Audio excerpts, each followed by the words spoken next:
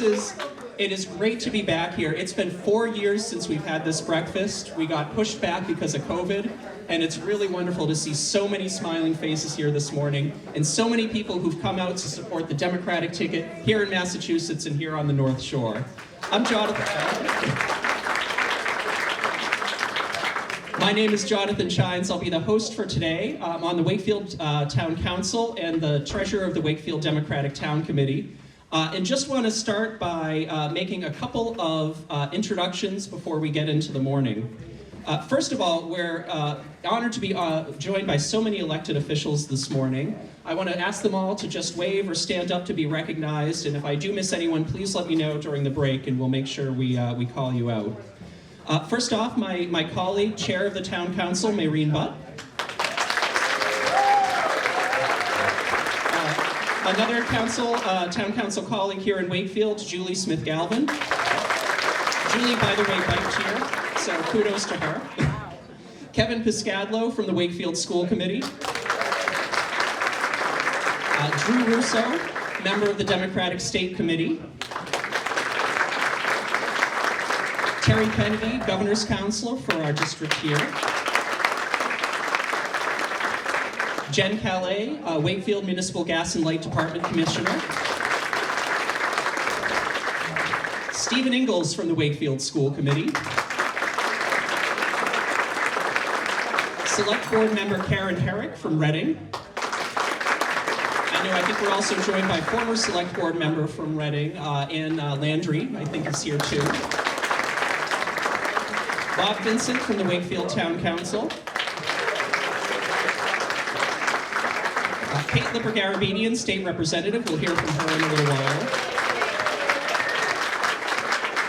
Kate is actually hosting a number of Melrose elected officials, so I think I have everyone, but if I miss anyone, please let me know.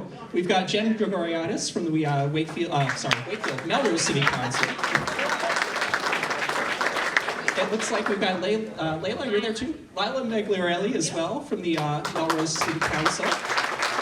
Maya Jamaludin from Melrose City Council too. Former Mayor Gail Inferna as well from Melrose.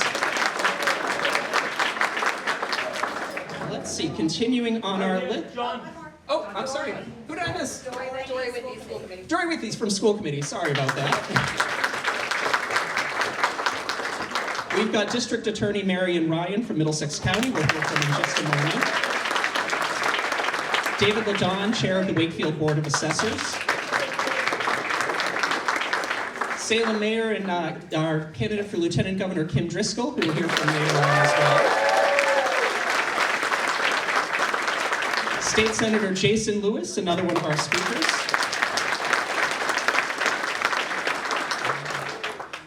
And Amanda Smith from the Democratic State Committee. So we do have an overflow crowd this morning, which is incredible. If anyone does have extra seats at their table, if you could give a wave so that people can join you. Awesome. I also would be remiss, now that we've recognized our elected officials, if I didn't recognize some of the people that made this morning possible. First of all, we have an amazing group of volunteers. I can't possibly name all of them because then we would never get out of here. But how a round of applause for everyone who helped decorate, who helped register people, who put together all of our silent action items. I'm grateful that we're joined this morning by House Calls Catering, who provided the food, which is delicious, so please grab breakfast at any time. Huge thank you to Carol Hubbard and Adam Pinkney from the West Side Social Club for hosting us this morning and giving us this venue. This has been a collaborative effort between 3 municipal Democratic committees, and so I just want to call out a couple of people who really went above and beyond to make this morning happen. First of all, from the Linfield Democratic Town Committee, Mark McDonough. And his whole team. He's spreading the credit, which is good. From the Melrose Democratic City Committee, Jim Bennett and Gail Inferna, thank you for all your help. And again, for so many other people from the Melrose Committee too. And from Wakefield, we've had just an amazing group of people help out this morning. Our chair and vice chair, Greg Liakos and Katrina Fitzgerald, thank you so much. Janet Schuchter, our former chair, who helped put together the programming and also did the floral arrangements from her garden. So thank you, Janet. And finally, I really need to kind of pause and recognize one person in particular who made this morning happen. Elizabeth Lowry, the Secretary of the Wakefield Democratic Town Committee. Standing ovation for Elizabeth.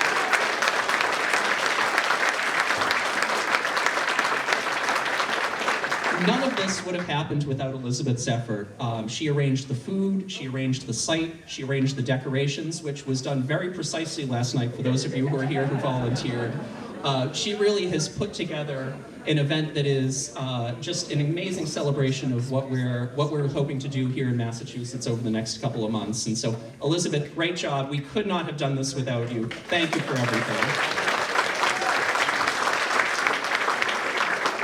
A couple of other recognitions. We also do have the chair of the Malden Democratic City Committee here, Ari Taylor. And Sean Reed from Senator Crichton's office is here. So Senator Crichton, Senator Crichton unfortunately was not able to join us this morning, but sends his regrets, and so we do miss him. We also do have regrets from Congresswoman Catherine Clark, who would have loved to have been here, but is at Parents' Weekend for one of her sons, which seems like a good reason not to be here. So we miss her time and look forward to hearing from her again. Now, we typically start off all of our meetings and events with the Wakefield Democratic Town Committee, with the Pledge of Allegiance, and we have a tradition where one of our youngest members, Claire Mingo, often leads us, and so I'd actually like to invite all of the kids who are here today who are willing to come up to join me at the podium to lead us in the Pledge of Allegiance.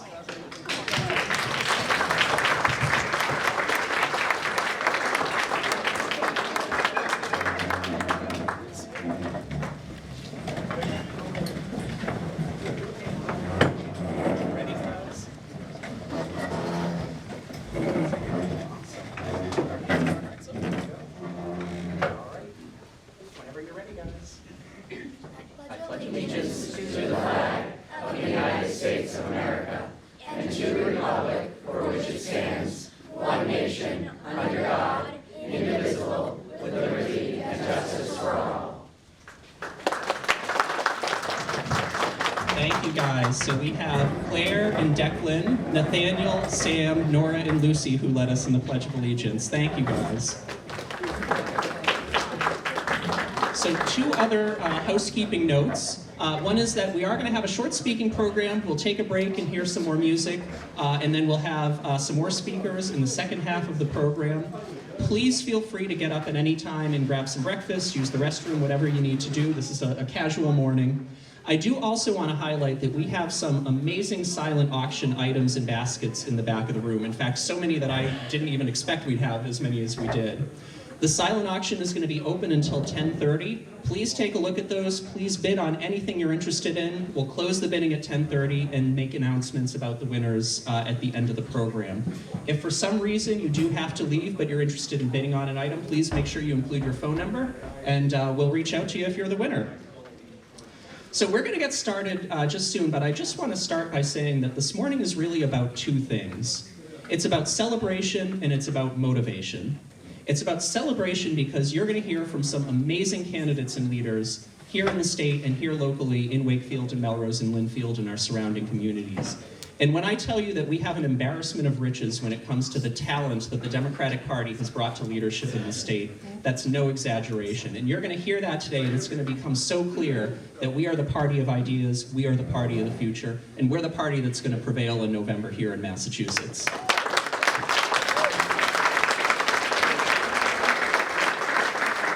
But it's also about motivation, because that doesn't happen automatically. It's great to have amazing candidates, and we're so blessed to have that, but they need our support. And so what I also hope we take out of this is the inspiration and the motivation to get to work. Today is about celebrating, it's about eating, it's about enjoying each other's company, but this afternoon and every day after this until the November election is about getting out the vote. It's about knocking on doors and holding signs and making phone calls and writing postcards and telling your friends. And so if there's one thing you take out of today's breakfast, it's to make sure that you go and you pay it forward. You do what you can to help these amazing candidates get over the finish line. come November, and also help some of the ballot questions that we're going to be talking about later this morning prevail. So, what's that? No, not those. I thought I was being heckled there for a second. So let's kick it off with our first guest. I'd actually like to invite Maria Muti, former chair of the Wakefield Human Rights Commission, to introduce Marion Ryan, Middlesex District Attorney.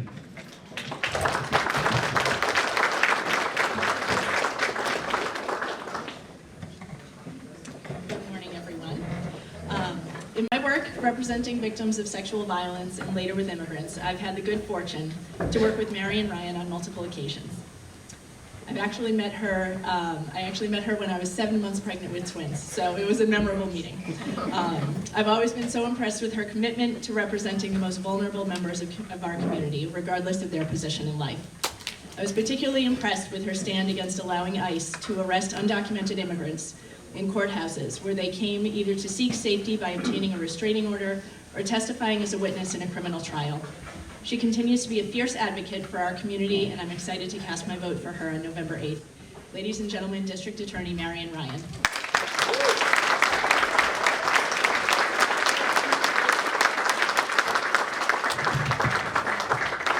Good morning. Thank you for that very kind introduction. I'm really delighted to be here with you today. And I want to start by first thanking you for your support. I am very grateful to once again be the Democratic nominee for Middlesex District Attorney.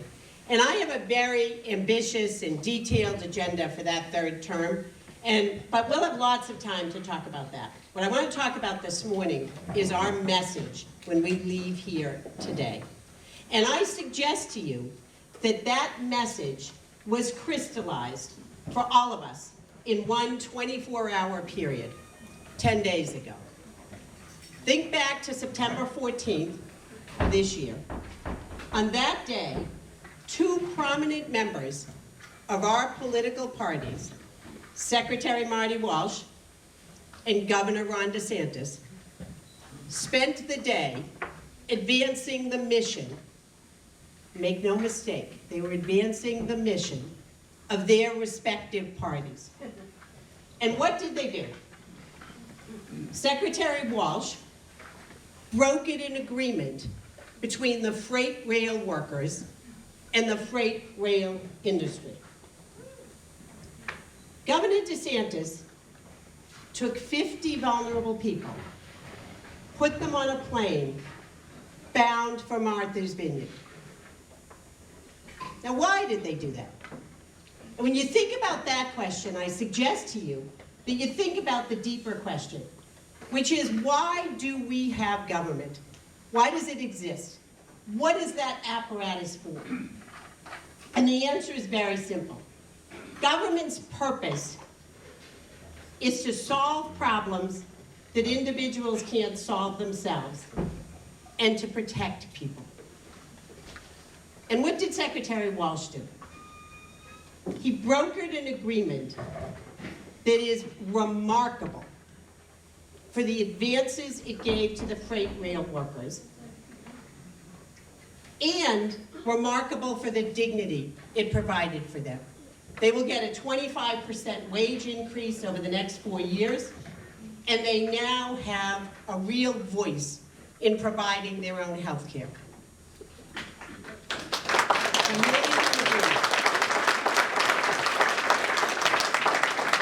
why did Governor DeSantis do what he did? Very simply, he did it as a political stunt. A stunt. And how did he do it?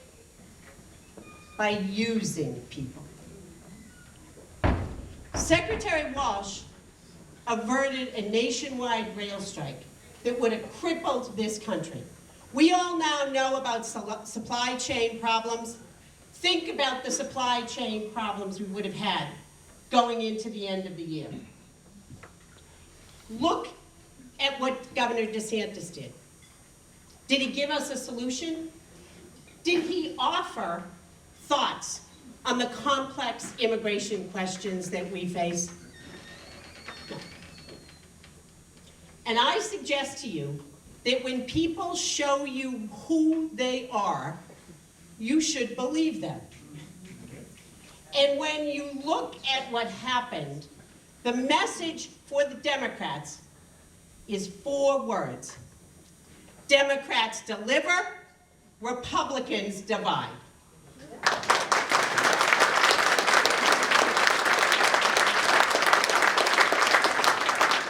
It's very simple. Democrats deliver for you, Republicans divide you.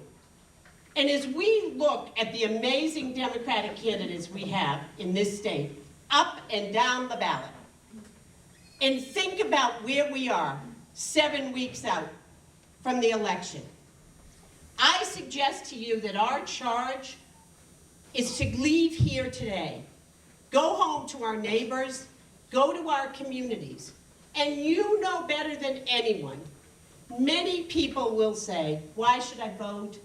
I'm tired of all of this. And the answer you have for them is that Democrats will deliver for them, Republicans will divide them. I'm proud to be a Democrat. I'm proud to be here with you, and I'm proud to take that message to propel Democrats to an up and down victory across Massachusetts this year. Thank you.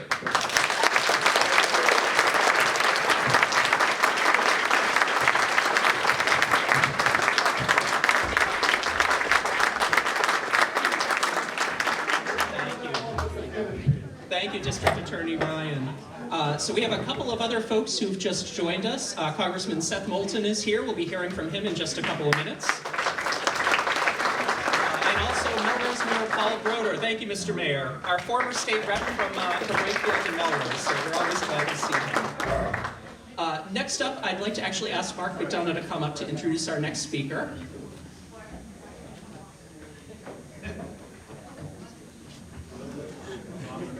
I was going to say, come on up, Governor's Counselor, as well.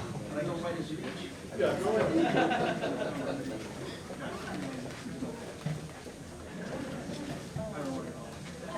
Hi, do I need this? Probably not. For years in Linfield, we had a dead town committee that was kept that way deliberately. We had one bright spot in all that time. We had a Democratic Governor's Council. We're thrilled to have him still, Mr. Terry Kennedy.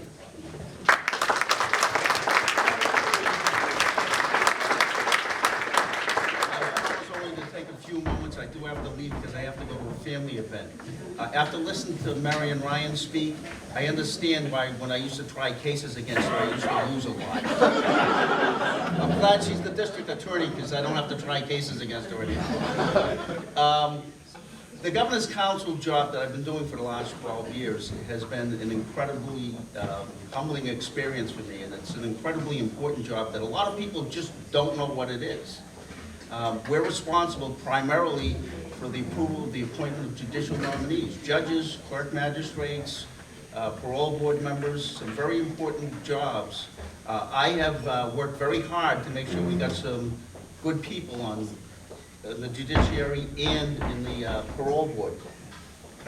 Through my efforts, and I suggest through my efforts alone, we've gotten 2 clinical psychologists, forensic psychologists on the parole board, which I think is very, very important, as opposed to prosecutors. Nothing against Mary. I've also have been very careful in terms of vetting candidates recently, and recently voted against a Superior Court nominee that frankly I was very surprised Governor Baker put up, because she had given a lot of money to pro-life groups. I worked very, very hard to try to defeat her. I wasn't successful, but I have a litmus test for people to get on the bench. Anti-death penalty and pro-choice, period. You know, and if they don't meet those 2 basic qualifications, I'm not going to vote for them. And I promise I'll continue that in the future. For the next 4 years, I don't think that's going to be an issue with Maura Healey as governor and my friend Kim Driscoll sitting back in the room.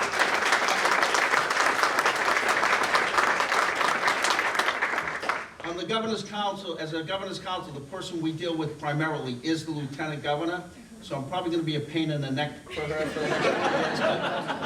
But I do look forward to working with her, and I know it's going to be a successful outcome come November. Thank you for your attention, thank you for your time, and I appreciate your vote.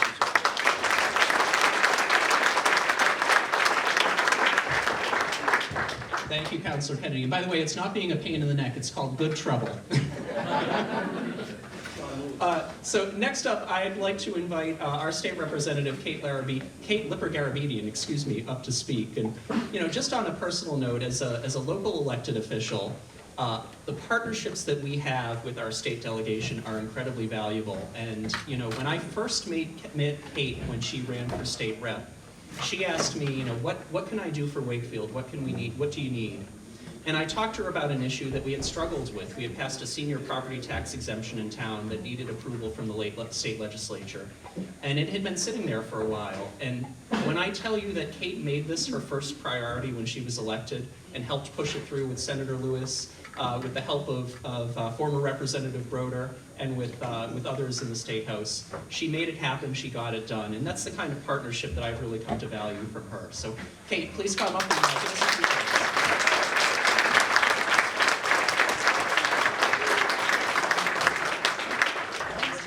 And so nice to be here with all of you. See so many friendly faces, meet some new folks today.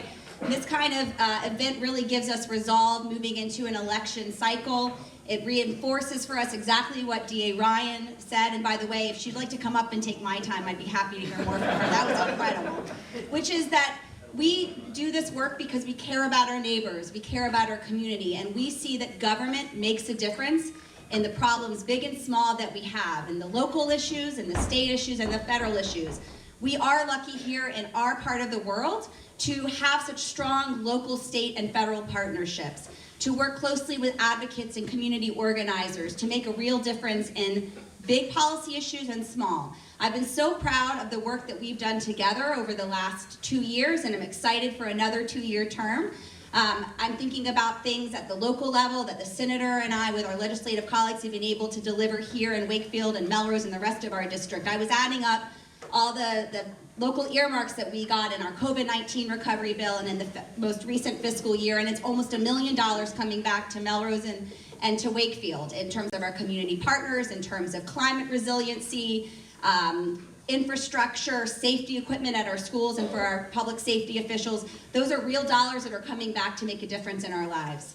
I also think about some of the really important laws that we were able to pass this year, responding to terrible U.S. Supreme Court decisions about a woman's right to reproductive health care. I was proud to take the floor of the House to speak about my own personal experiences in terms of miscarriages and the degree to which women around the country and other places now have to fear for accessing the health care that they and their medical professional decide is appropriate for them.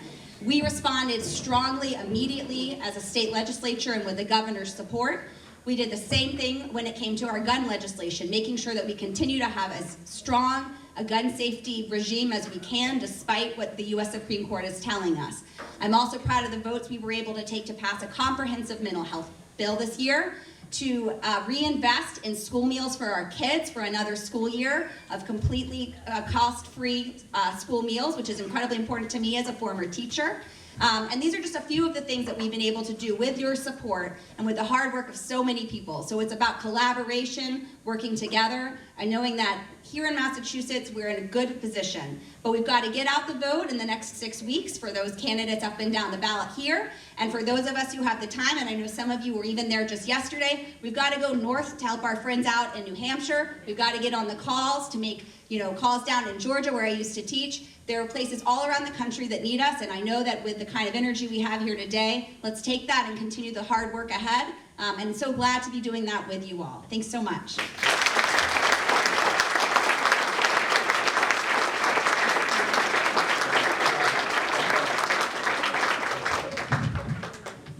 Thank you very much, Representative Lipper-Garabedian. So our next speaker I'm incredibly proud to introduce is our congressman for the district here in Wakefield and Linfield, Seth Moulton. And, none of the people that are speaking today need an introduction. We've seen them all in the community. We know the work that they do, but I just want to reflect upon a couple of things that I've been so impressed with about Congressman Moulton and his office. All of you have undoubtedly heard about the new federal 988 emergency number for people who are in crisis, people who are contemplating suicide. This is something that is a special issue, an important issue to me as someone who's lost people close to me to suicide. That would not have passed without the leadership without the dedication and without the vision of Congressman Moulton. And at a time when we see partisan gridlock in Washington, at a time when we see Republicans standing in the way of getting things done, Seth showed just how effective a leader he is and how compelling of a leader he is in getting support for that legislation. So I do want to give a round of applause for Seth for that.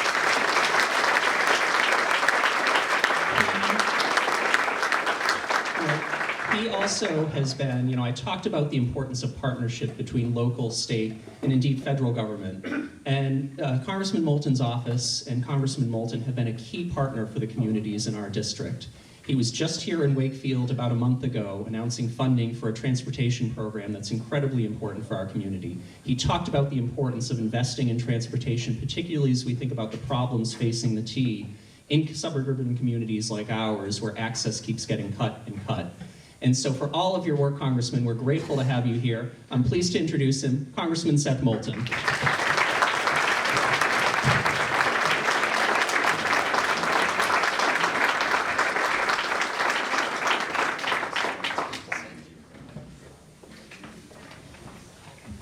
Well, thank you. It's an honor to be here with all of you. Thank you very much for having me this morning. That was quite an introduction. I'm grateful for that. I can take this page and throw it out, and I can take this page and talk about that. Every month in Washington, although we didn't during the pandemic, we have a dinner with the House and the Senate together, and a famous author hosted by the Library of Congress. It's the only bipartisan, bicameral, regular event that we have in Washington. So it's pretty special. Everyone brings one guest, and you get to sit next to some senator, often from the other party that you didn't know before. A couple of dinners ago, the librarian of Congress herself came up to me and said, "Oh, Congressman Moulton, I really like your background." And look, I was flattered. I mean, she's got 535 of us to keep track of, and yet she knows about me.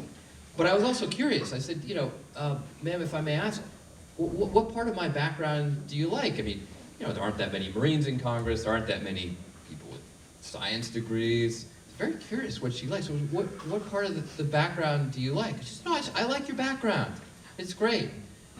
I said, oh, well, again, ma'am, I'm totally flattered. I don't mean to belabor this, but I'm just curious. What she's like, no, your background on TV, your Zoom background. Great. It's standard. So kids come up to me and they say, what kind of background do you need to get into politics these days? I say, plants. People really, they really like plants. But although much of politics is rather superficial these days, this Democratic Congress is actually getting a lot done. We are delivering, as your district attorney just said. We're delivering with the largest climate change bill in American history that we just passed.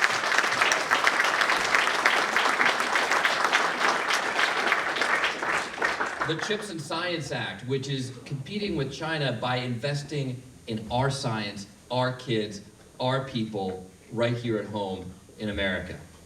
We passed the PACT Act to take care of veterans who are sick from burn pits after Republicans stonewalled it and voted against it to make a political point. We passed a bipartisan infrastructure bill. Yes, it was bipartisan, but don't think for a second that if the Republicans were in charge, they would have passed it. They've talked about infrastructure for decades. They've done nothing.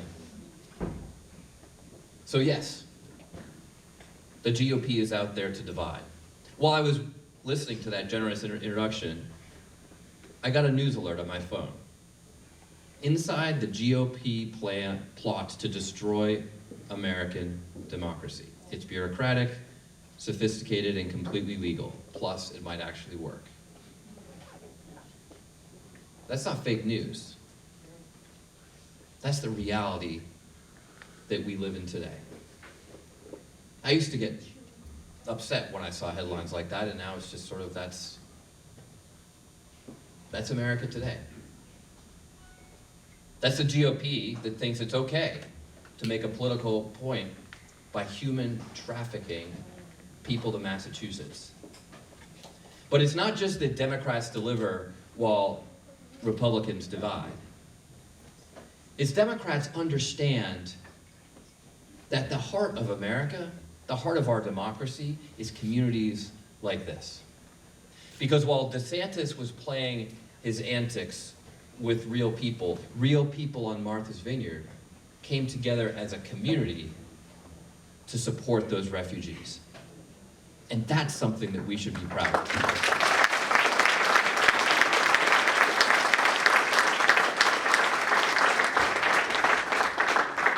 Republicans are out there banning books. That's something that, growing up, I only read about in the history books. 1930s Germany, that's what I associated with banning books. They're more interested in boycotting Disney than doing anything in Florida about the immigration challenge. They're more interested in taking away the rights of every woman in America than actually improving the lives of our kids, giving our kids a bright future. And the craziest part is that that's not just the National Republican Party, that's the Republican Party right here at home in Massachusetts. You know, my predecessor only won this race against his Republican opponent by 1 point the year before I ran. This is a former Democratic frontline district that now we've helped turn, with all of your support, into a Democratic powerhouse that's supporting Democrats across the country. But that Republican who ran against my predecessor was actually a pretty reasonable, moderate guy. I've had coffee with him. The Republican running against me today, he's an election denier. The Republican who ran against me in 2020 still hasn't conceded the 2020 election. Not just to Trump, but to me.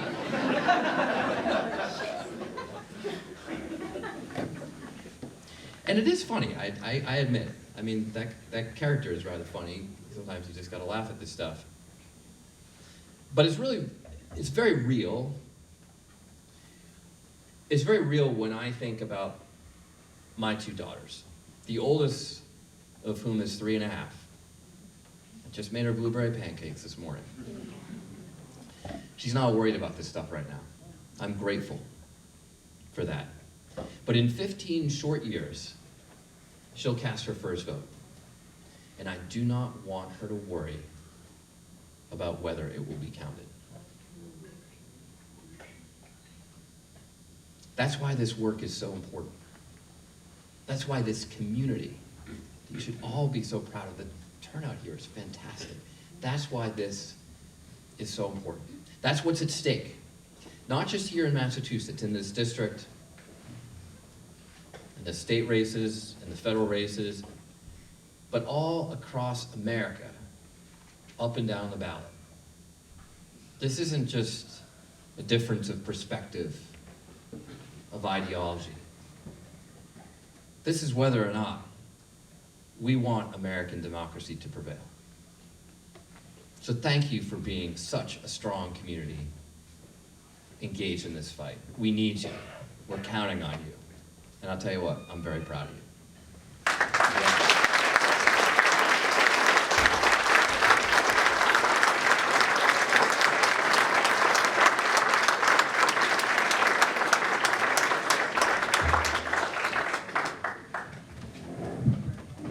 Thank you very much, Congressman, for joining us this morning, gracing us with those words. I also will say, though, I don't know if I should thank you, but making our next speaker have a pretty tough act to follow, but I know she'll do a great job. So introduce our next speaker. I'd actually like to invite one of my colleagues from the Wakefield Town Council, Ann Danahy, to come up and say a word for a moment. Ann?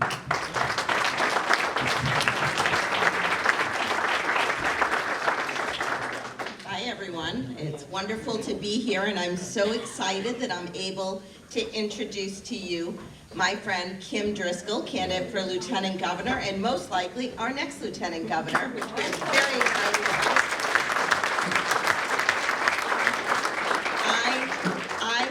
I've told to keep it to a minute, which is really hard. I've known Kim for to highlight all of her accomplishments. I've known Kim for over 20 years. I've known her as the mayor of Salem, who has brought inclusivity to the community, who has created a thriving economic development in Salem, and has made a real difference in the lives of so many. And the funny thing is that when I've introduced Kim to people, and even after I had an event here, everybody said, wow, she's amazing. And I said, yes, she is. That's what I've been trying to communicate with you, because we have our opportunity to have a leader who understands the importance of municipal government.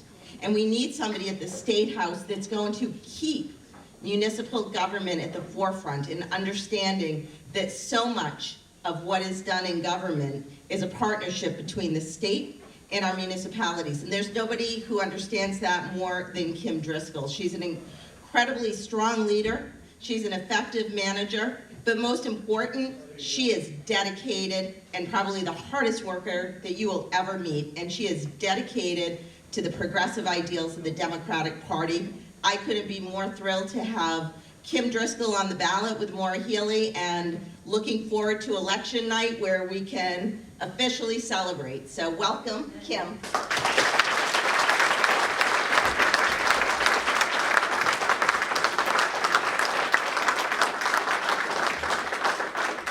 How awesome is Ann Danahy, right? Thank you, Ann.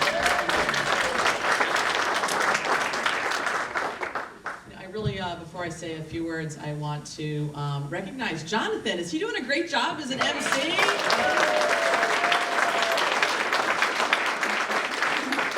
It's not easy to do that. Introduce everybody, make it seem very flawless. So. Well, it's easy to do it with the folks I'm introducing. So. See what I mean? See what I mean? Folks, I'm so grateful to be with you this morning. I'm so proud to be the Democratic nominee for Lieutenant Governor with Maura Healey. Amazing to have her in that role. And I'm really grateful to be here as part of the Healey-Driscoll ticket, and so excited for the potential of the state, the great partners we'll be able to work with, both our congressmen, our state elected officials, our municipal officials, near and dear to my heart. I've served as mayor since 2005. And I've really tried to lead on the issues that matter. Improving public schools, supporting housing affordability, boosting economic empowerment, leading on climate change and resiliency. As a coastal community, we certainly see that. And as a public higher ed grad, I'm really thrilled to be in a position to champion what's going on in our state college campuses, places that really affect students and families, their ability to enter into college oftentimes, and investments in our college system where 75% of our graduates stay in Massachusetts, right? Our future nurses, teachers, business owners, hopefully lieutenant governors, in a way that ensures that more individuals in our community have a shot at a higher opportunity for educational outcomes. I often say as mayor, and the local officials here relate to this, I'm part of the Get Stuff Done branch of government, right? Local government is responsible. Yeah, let's hear it for Get Stuff Done.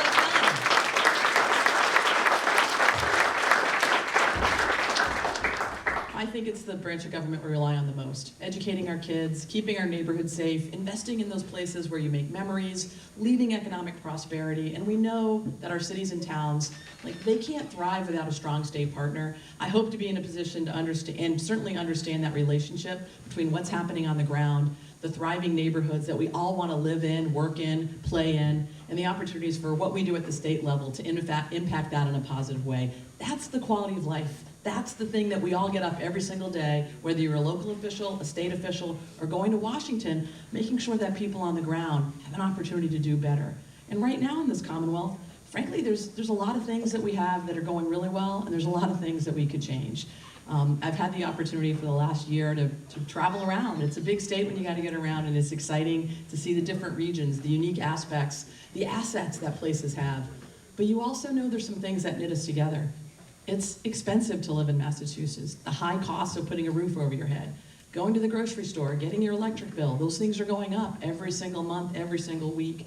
The difficulty getting anywhere, whether it's in public transit, we've all heard about the T or read about the T, but frankly, driving in a car, walking on foot, biking any place can be difficult. I like to say in Salem, we've got roads that were built for horse and buggy, and we're not using horse and buggy anymore.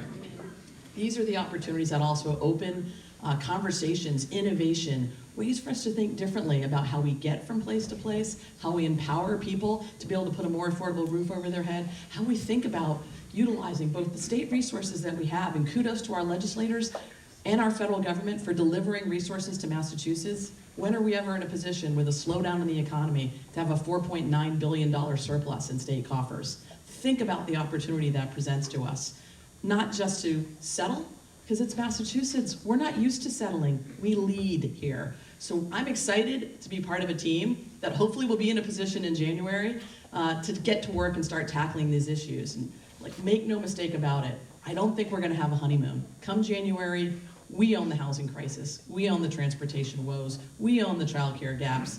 The question is, what are we going to do about it? Well, I'll tell you, we're ready to get to work on day one. We're excited about the opportunity to partner with all of you and looking forward to building a Commonwealth that works for and welcomes all. Those aren't just words. Those are things that we can deliver on as we move forward in January. So we can't do it alone, I will say that. I'm excited. This is Wakefield Day for me, because I'm going to be back at 1. I've got to jet out, and then I'm coming back at 1 to help kick off a canvas with Senator Jason Lewis. Great to have him as a partner. We want to make sure that continues. I welcome you all to join us at 1 p.m. if you'd like.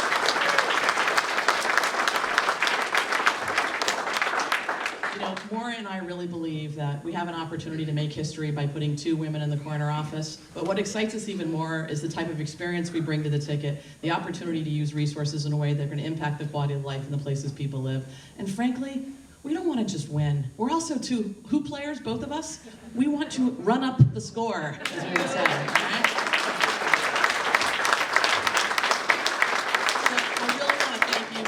Here. It is exciting on a Sunday morning to see this room packed, like every seat taken, standing up for democratic values, willing to get to work to make sure we put people in office who are going to impact the quality of life in the places we live. Whether it's Wakefield, Melrose, Linfield, Salem, Springfield, we want to do this work, but we can't do it without you. So I want to say thank you for your partnership, for your faith in me. I won Wakefield big. Thank you, Wakefield, in this race. And most importantly, we're ready to get to work. Please join us. Thank you for having me. Excited about the road ahead and looking forward to partnering with you many, many months. All right, take care.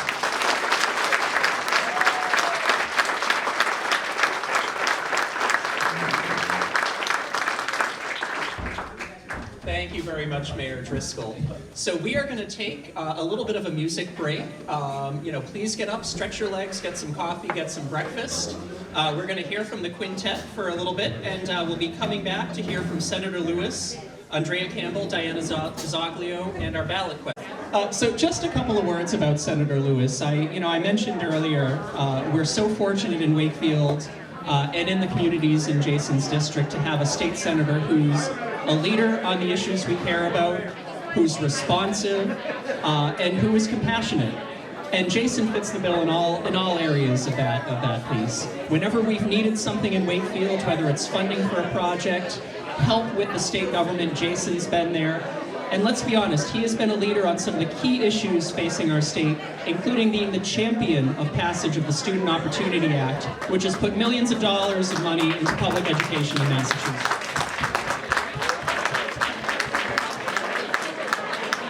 Jason, could I have everyone settle down, please? Shh. Sorry, otherwise Elizabeth's going to come up with her teacher voice, and we don't want that. Jason is facing a tough re-election this year, and I think we all know the importance of making sure that we get out there, we pound the pavement, and we send him back to Beacon Hill. My friend Jason Lewis, please come on up.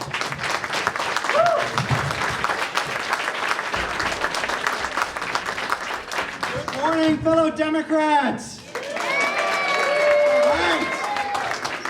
Definitely the place to be this morning. Thank you, Jonathan. Thank you, Elizabeth. Where are you? Awesome job. Awesome job. Thank you to everybody. Thank you to everybody who worked so hard to organize this event this morning. I'm feeling inspired and energized. Look how many people are here. This is great. And half already left. But thanks for sticking around. Thanks for being Democrats. Thanks for caring about our communities, our state, our nation.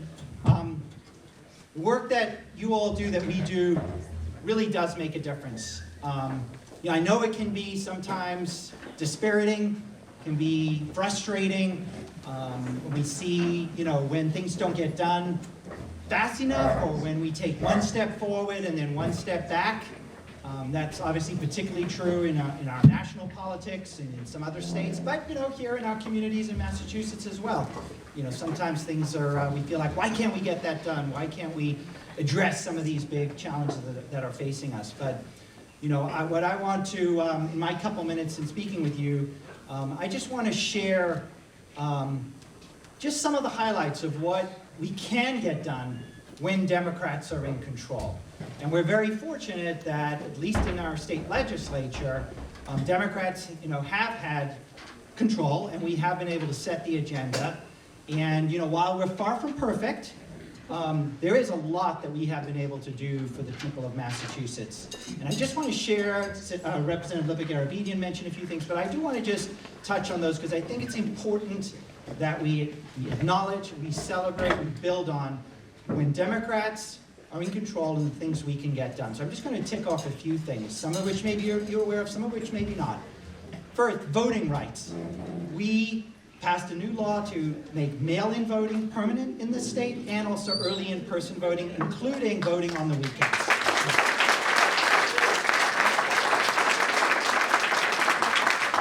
And of course, that's in contrast to states that are controlled by right-wing Republicans who are doing everything they can to roll back voting rights. Reproductive rights.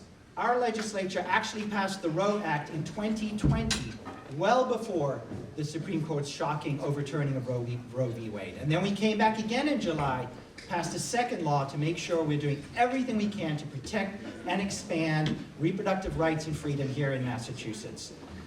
Climate change. We've actually passed many climate laws over the last decade, but even just in the last couple of years, two major climate bills, really putting Massachusetts, I would say, on par with California in terms of the places that are leading the way, not just nationally, but globally. And we're building an incredible offshore wind energy industry off the coast of Massachusetts that's creating a new green economy. Paid family and medical leave. We have the strongest, most generous paid family and medical leave program in the entire country. So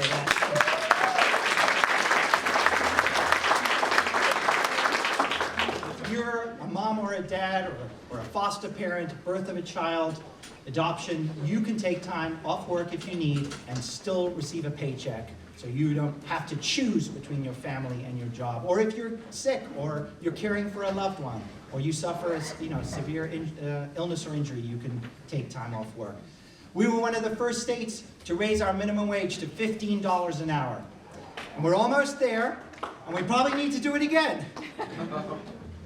We are one of the states that has taken the lead in healthcare policy. We are the closest to providing universal coverage. And as Representative Lippic-Garabedian mentioned, just recently we passed one of the most sweeping mental health care laws in the entire country to make sure that we're providing mental health parity along with physical health care. I could go on. Our policies around gun control, around transportation, housing, many of these issues that we have made good progress on because Democrats have been leading the way. And we've done this despite having a Republican governor. Now, while Charlie Baker may not be as bad as Ron DeSantis or some of these other Republicans in our country, on these issues where we have led the way, Charlie Baker was either along for the ride, or in some cases, he was actually opposing what we were trying to do. For example, our bill to allow all immigrants, regardless of your status, to get driver's licenses, which will be question number 4. That was a bill we passed over his veto. Same thing with the Roe Act, passed over the governor's veto. So we've had to do this with a governor who was either not helping to lead or was actively opposing what we were doing.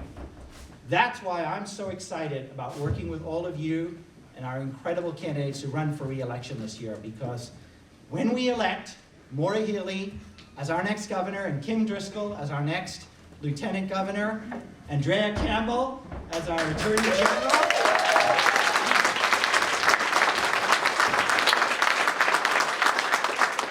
think about get done. We can move faster. We can be bolder on all of these issues, because there's a lot more work we still have to do. There's a lot more we need to do on climate change. There's a lot we have to do in terms of affordable housing, improving transportation, addressing income inequality. There's a lot we have to do with economic and racial justice and social justice. You know, we believe in Massachusetts. We are, in many ways, a leader, but that doesn't mean we don't have a lot more that we need to do, both in the local level, at the state level, and of course, once we do that work, whether we do it in Wakefield or Melrose or any of our communities, or at the state level, it ripples out from there. These changes do make a difference. They ripple out, and they affect communities beyond our own, all across our country, and even, you know, across the globe. So that's why the work that you all do, that we do together, while I know at times it can be hard and it can seem, you know, frustrating that we're not making faster progress, it really, really does matter and make a difference. So please stay in the fight. Do as much as you can in the next few weeks. Early mail-in voting is going to start in early October, so people are actually going to be voting in just another week or two. And just thank you all so much for everything you do. Go Democrats!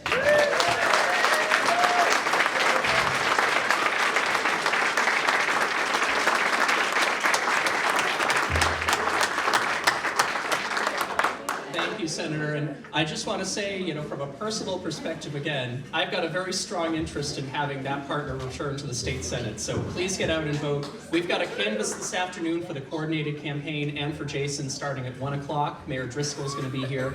Please join us for that if you can. For our next speaker, I'd like to invite my colleague Maureen Butt to come up to the podium to share a personal story to introduce Andrea Campbell. Maureen?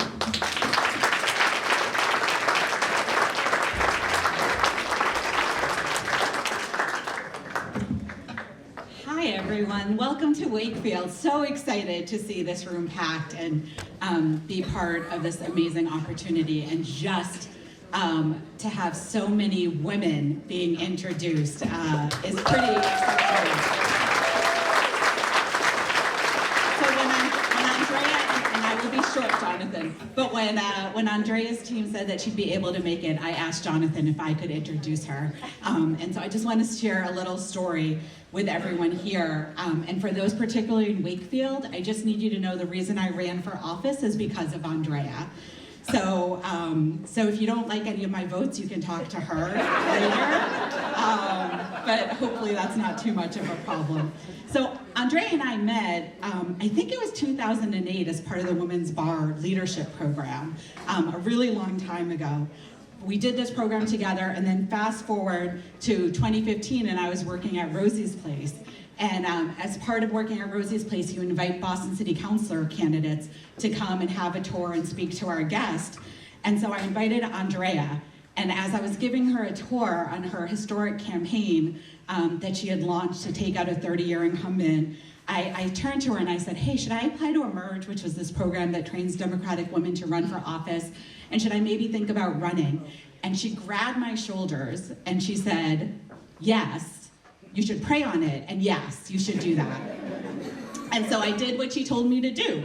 I ran for office, and 5 years later, I'm still serving on the board of the Wakefield Town Council. And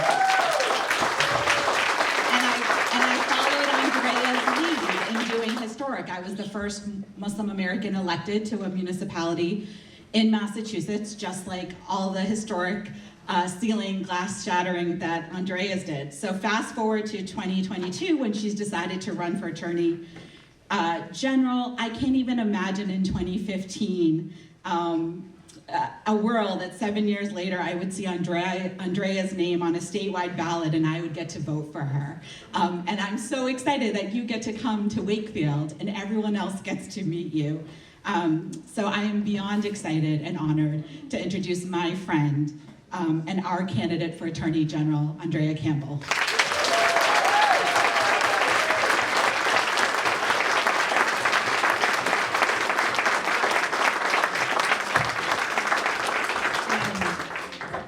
I was not expecting that. Thank you. I am a praying woman, so that is very real. I always tell folks, if you're thinking about doing something significant, major, life-changing, pray on it. So thank you. I also believe in, running for office is not easy as a woman, a person of color, anyone. And I just strongly believe in supporting others who are thinking about running for office, especially women, especially young people, and not just saying it, but standing up and actually demonstrating that. So it means a lot to me. Thank you. I believe in starting always from a place of gratitude. So thank you all for being here. Thank you to everyone who participated in the caucus process, which seems so long ago. Thank you to everyone who showed up at the convention, who voted for me at the convention. Thank you. Folks who organized, who door knocked, who phone banked. None of us would be here if you did not show up. And so thank you from the bottom of my heart to everyone who showed up. I would not be standing here as the first Black woman, frankly. I'm still taking that in. But the first Black woman, first woman of color, to essentially almost become the first woman of color to be elected statewide without a grassroots people-powered movement that we built. And many folks in this room were a major part of that. So thank you so very much. We can give you a round of applause. I always it's on to November, and we cannot take anything or anyone for granted. And I actually think we have a unique opportunity as Democrats with certain values, with a vision of how to make sure everyone in this state has access to health care, can afford to live here, is protected as the Supreme Court goes backwards, that they're protected, that we're dealing with mental health issues and the epidemic, frankly, of mental health, not just in the context of adults, but young children as well. We have been doing the work, as the Senator remarked, we have been doing the work to deliver and to make sure every resident has access to basic opportunities. That's in stark contrast to what we're seeing on the other side from the Republican opponents running against me, Maura Healey, and others. So we have an opportunity to get out there and continue to meet people where they are and to talk about why they should care about these races. In the context of the Attorney General's race, we're still running a campaign that is educational. Many folks still are like, who's Maura Healey? Who are you? And what does the AG's office do?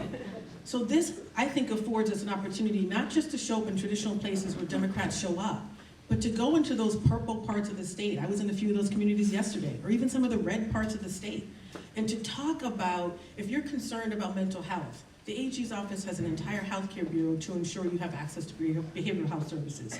If you're concerned about a potential foreclosure crisis, the office in the past has absolutely protected residents and kept them in their homes. If you're concerned about racial disparities or criminal legal reform, which is near and dear to my heart as someone who's lost parents, a twin brother to that system, this office can do something about it. If you're concerned about the Supreme Court, and if you're not, then I'm concerned about you, this office can do something. As the Supreme Court is going backwards, it's going to be the AGs that are showing up in the State House, working in partnership with our elected officials to get things done to protect us. If you're concerned about just, someone recently said to me, my car was illegally repossessed, we can help you with that too. So it is vast and just vast in terms of what the office can do to help. And so I'm getting out there to explain in specific terms what that is. I'm talking about our values, which is significant, and I'm using it as an opportunity to pull more people into the fold. And I don't know that anyone's really doing that well anywhere in the country. Massachusetts has always led. We live in the best state in the nation. In the nation.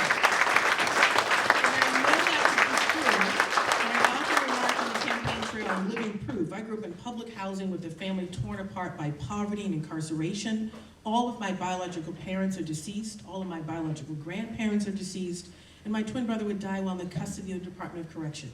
Yet this was the state that afforded me every opportunity to become the first in my family to go to college, to go to Princeton, to go to law school, UCLA, to leave sunny California, come back to Boston, and to work with children, doing education cases, which I would prioritize as AG, working on education issues and the issues of young people, but also to go and work for Governor Deval Patrick, and now to become the Democratic nominee for Attorney General. This is the state that provided those opportunities, and I know it can do the same for every single resident in Massachusetts, regardless of where they live, where they come from, or what their demographic is.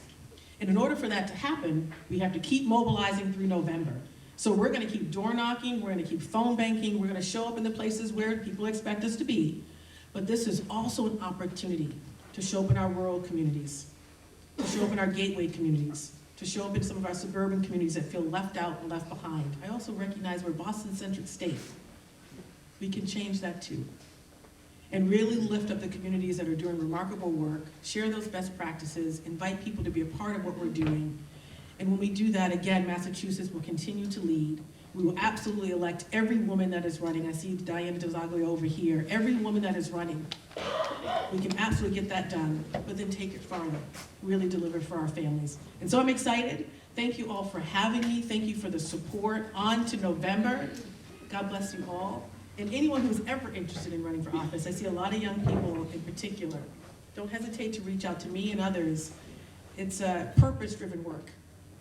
It's purpose-driven work. And so I carry it with a sense of humility, but also with a sense of urgency to get things done. So thank you all so very much.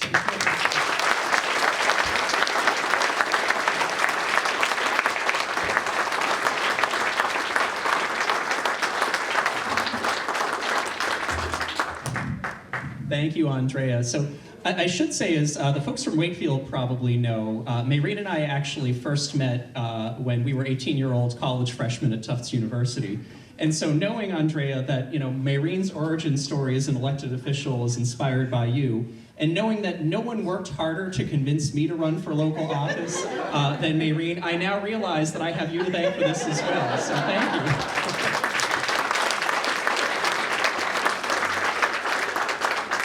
So I'm delighted to introduce our next guest, Senator Diana DeZoglio, and I think a lot of people here know her story and know the reputation that she's earned as a fearless and tireless advocate for people whose voices are silent.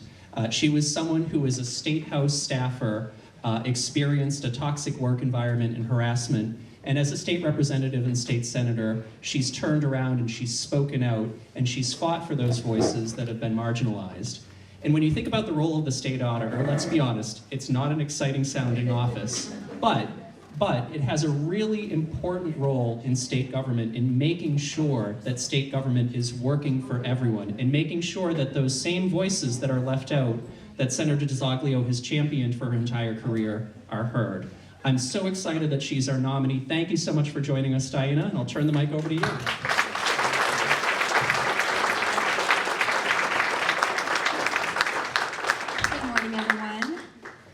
Good morning, everyone. Good morning.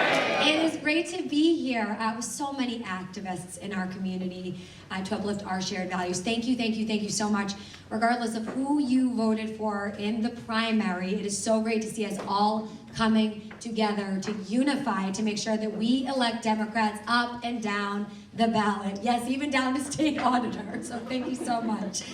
My name is Diana DeZoglio, excuse me. I am a state senator from the Merrimack Valley, and many of you know my story. I'll be very brief about that. Born to a 17-year-old single mother, grew up housing insecure, waitressed and cleaned houses to become the first in my family to graduate. I know what it's like to have to be scrappy to make ends meet, and working families like ours deserve accountability from and access to our state leaders and our state agencies, regardless of our family background, our bank balance, or our zip code.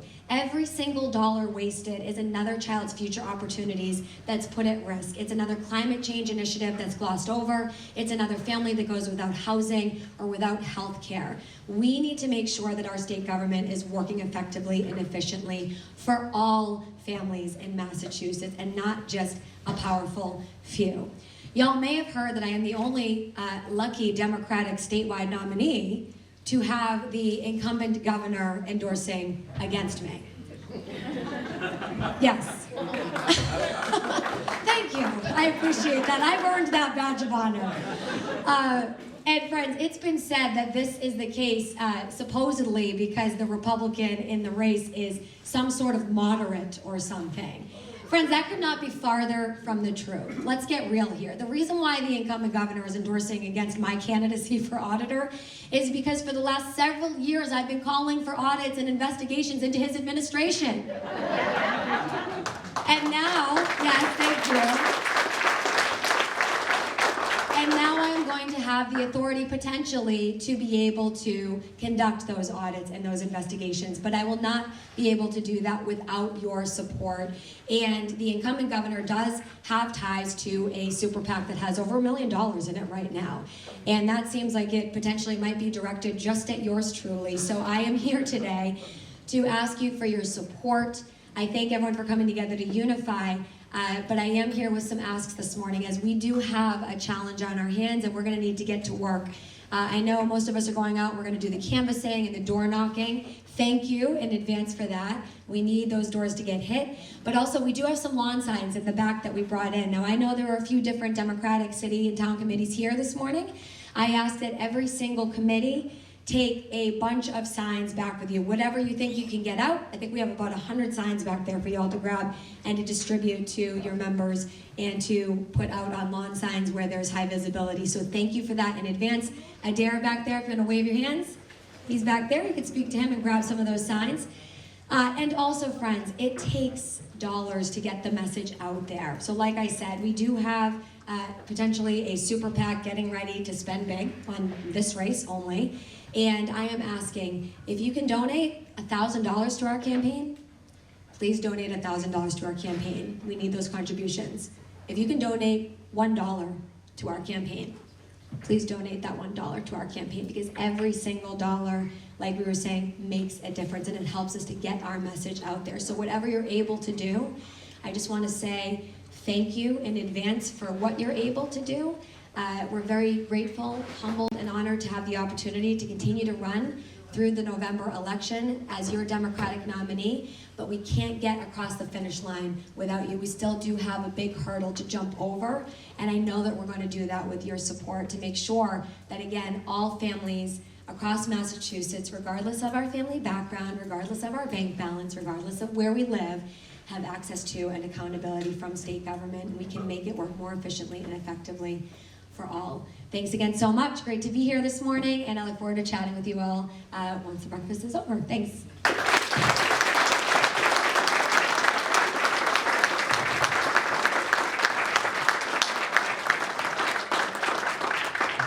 Thank you. So, in addition to our candidates on the ballot in November, as folks are aware, every 2 years we also do vote on a number of ballot questions, and there are two in particular that we wanted to highlight this morning because they really do speak to the vision that us as Democrats have for the future of the Commonwealth and the vision that we want to see move forward. And so the first one we'd like to talk about is the Yes on 4 campaign. And Zaida Ortiz, if you're still here, I'd like to invite you up to say hello and talk a little bit about the importance of this campaign and why it's important for us to get involved and spread the word for Yes on 4. So Zaida, please come up and join us.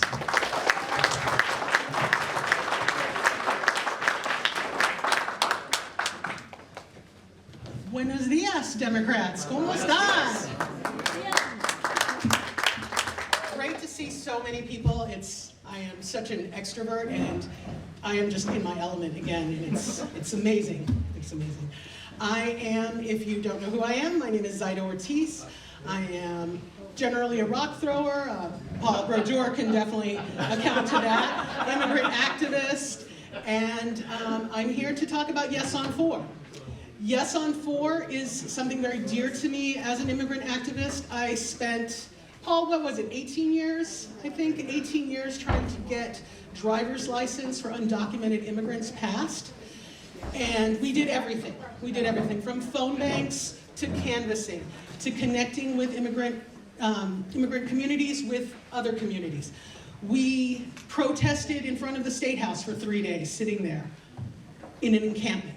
We did a quinceañera. We did everything. We moved heaven and earth. And after 18 years, we got it passed this summer. Now,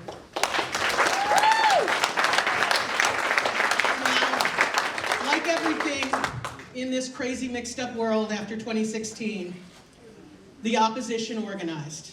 And we need to really start talking about and thinking about how our opposition is organizing right now. Because they're creeping in. They're creeping in, and we need to hold the line. not just for immigrants, but for our LGBTQ community, for our Black and brown communities, for our poorer communities, our gateway communities. And this is my ask of you. Yes on 4, they sat in front of market baskets in the Merrimack Valley. They sat in front of, exactly, right here in Reading, and they lied to people, they cajoled people to sign their ballot. They got 40,000 signatures, and they got on the ballot for this November, in 44 days. This question is not in your little red book. This question is going to be on the back of a ballot with nothing else. So my urgent plea to you is to tell 5 people you know about Yes on 4. Tell 5 people you know why our immigrant community and immigrants make this country. I need people to rally and get in front of this as soon as possible. This is urgent. I have dropped everything I am doing to work on this campaign because we did not spend 18 years trying to get driver's licenses passed for undocumented people. And let me explain to you why this is important, because this is another little component that people should know. Every time an undocumented person gets stopped, you are immediately arrested. When you get arrested, you immediately get into the ICE system. And then you are immediately, without due process, deported from this country. Separated from your family, separated from your children. And again, I hate to be the bummer, but literally police officers are behind this. This is a public safety issue. And the most important thing for your more conservative, maybe purple-leaning friends, when we do get everyone above board, when we do get everyone passed with a driver's license, the test, the road test, all of that, they get insurance. And that means all our insurance prices go down because we have at least 20% more people having above board licenses. So my first ask is, again, tell 5 friends, tell them about this, tell them why it's important. Second, if you want to up your game, fellow Democrats, and I know we're all very competitive folks, Malden Dems will be hosting a canvassing event next Saturday, the 1st, in Malden. I ask all of the Dems in leadership, host your own canvas. I will help you. I will support you. I will give you lit. I'll give you turf. We'll make it happen. Host a phone bank or join our phone banks. And lastly, I just ask that you get people out to vote. It doesn't matter. If you can't support this, I 100% understand. It's a very divisive world.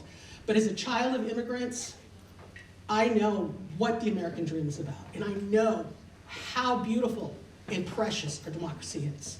So please, vote. We've got 44 days to go. Thank you.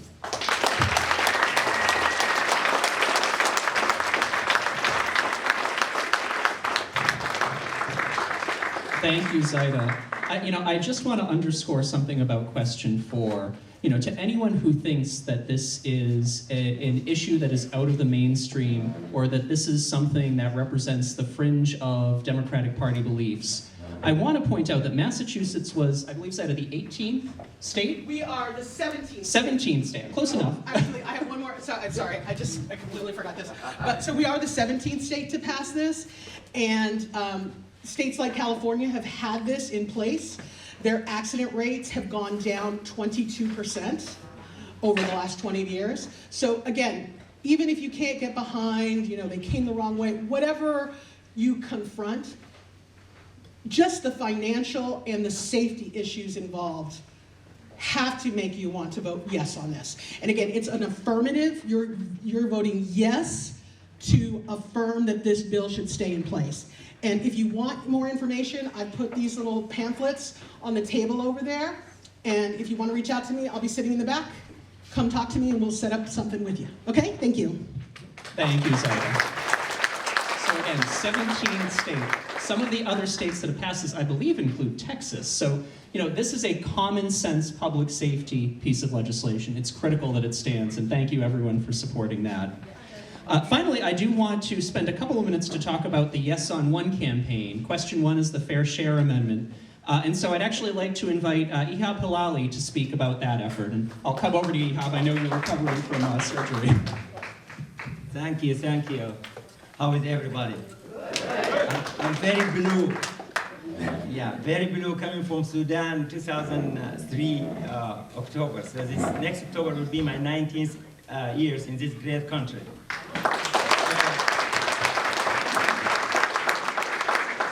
I am a BIPAC organizer, Black Indigenous People of Color, advocating for fair share campaign is going to be question number 1, and we want everybody to vote yes.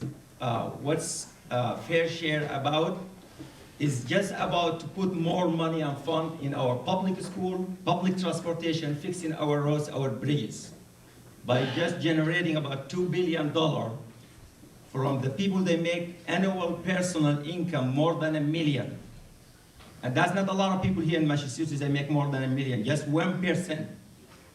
And what we're asking for, just 4 cents each dollar after the 1 million. That's not a lot. If you are fortunate, you're wealthy, we want you to contribute more. So we want better public school, better streets, roads, bridges in our great states here. And by the way, this is gonna be history if we voted yes and we win. Since 1917, here in our states, the Constitution have been never changed for the flat tax. In 1917 have been changed in the favor of the wealthier. So now is the time for us to close the wealthy gap and have more money for our unfortunate in our states. So I don't want to hold you more. If you want to help, we do canvassing, phone banking, and my fellow here, Dylan in the back, we have some lids, blush form. We would like to see as much as a volunteer, putting your name, your information there. We reach you. Phone banking 3 days a week from 5 to 8. You can do any 90 minutes. We do like a lot of canvassing, knocking doors here in Salem, Lynn North Shore area. So please, if you have any question, I will be in the back with my friend Dylan there. And if you have any questions, I will be more than happy to answer your question. Thank you so much.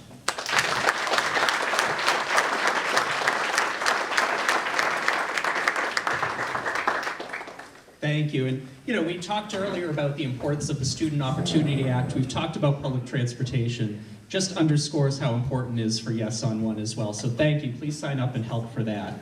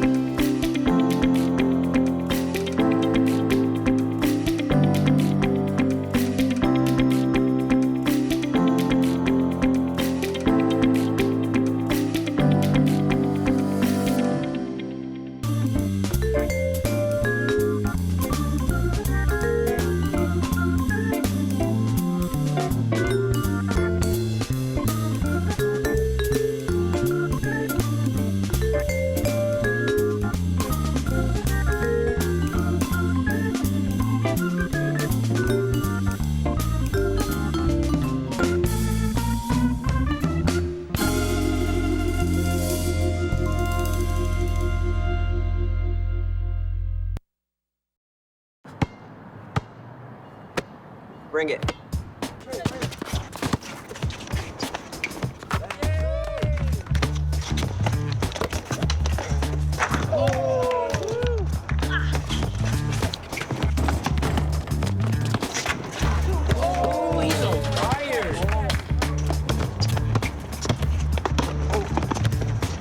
Time out, guys. I'm late to dinner. My mom's gonna kill me. Catch you guys later. Mom wants us home. Okay. Bye, guys. You guys need a ride? Sure. Yeah. All right. How about some one-on-one? I gotta go eat, man. Sorry. I'll see you later.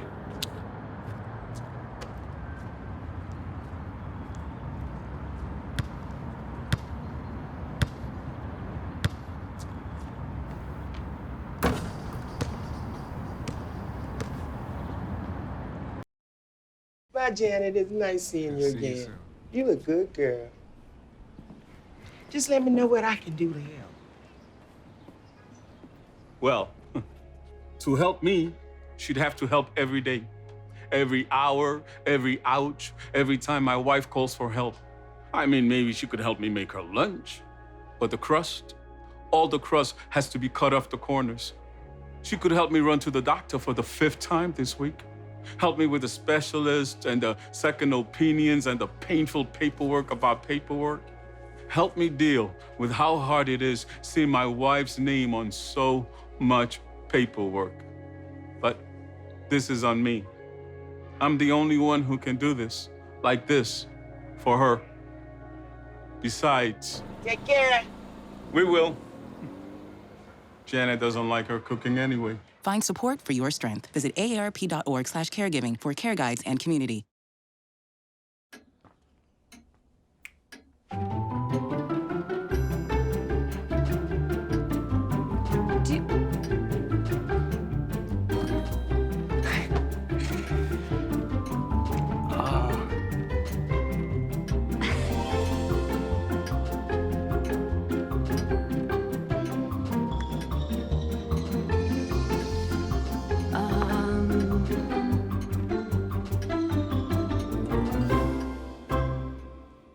Listen, you're my friend. I noticed you haven't really been yourself recently. Yeah, I feel like something's up. How are you? Are you okay? Is there anything you want to talk about? I just want to know how you're feeling. And listen, even if you don't know what to say, I'm here to talk. No matter what you're going through, I just want you to know I'm here. I've got your back. When you want to talk, I'm here.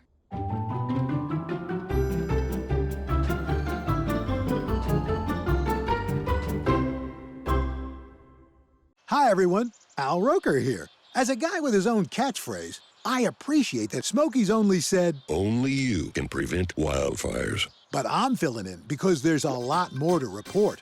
Like when there are parched or windy conditions out there, you gotta be extra careful with things like burning yard waste. After all, wildfires can start anywhere, even in your neck of the woods. Go to SmokeyBear.com to learn more about wildfire prevention.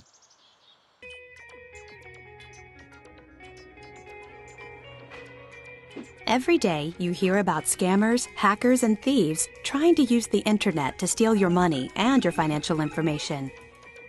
The fact is, you, me, we can foil many of their attempts. Every day, we do things to make it tough for bad guys to break into our homes and our cars. We can make it tougher for them to break into our computers, too.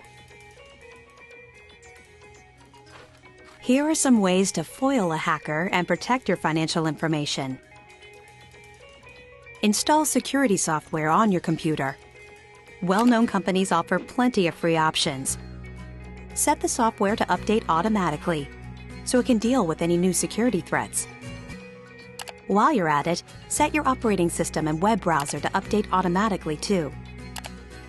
If you're not sure how, use the help function and search for automatic updates. If you get a phone call, an email, a text, or a pop-up that says your computer has a virus or malware, don't buy the story or the security software they're selling. It could be a trick to get you to buy software that's worthless or even harmful. Treat your financial information like cash. It's a hot commodity. If someone asks for your financial information, say your social security, credit card, or bank account number, ask why they need it and how they're going to protect it.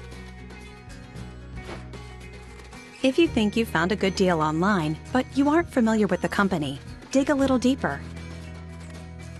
A quick internet search with the name of the company and the word review or complaint can reveal a lot. Always look for a physical address and phone number too. That way you know who to contact if there's a problem. Don't provide your personal or financial information unless the website you're on is secure. If the URL doesn't start with HTTPS, don't enter your financial information. That S stands for secure. It means the information you're sending is encrypted and protected. Make your passwords count.